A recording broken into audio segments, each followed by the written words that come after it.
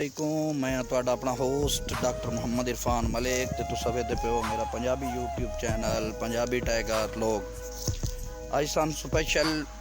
फरमाइश की पाकिस्तान तो जनाब साढ़े प्यारे बड़े भाई जनाब चौधरी मोहम्मद जुल्फकार चदरल साहब ब हमरा जनाब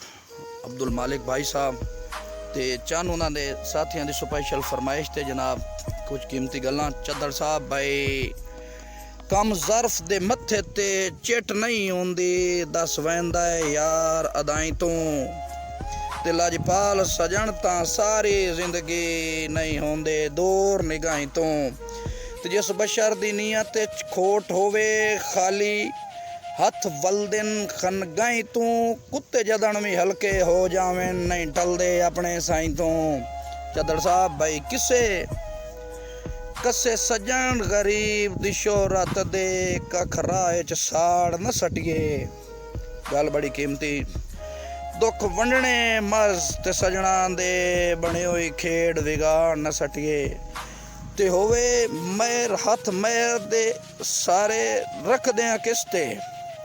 ते पैरां हेठ लताड़ न सटिए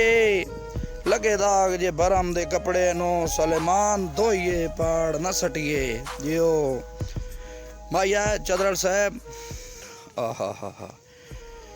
गले दा हार होवे परदेसी सजना दा केड़ा तोड़ दा प्यार होवे जियो।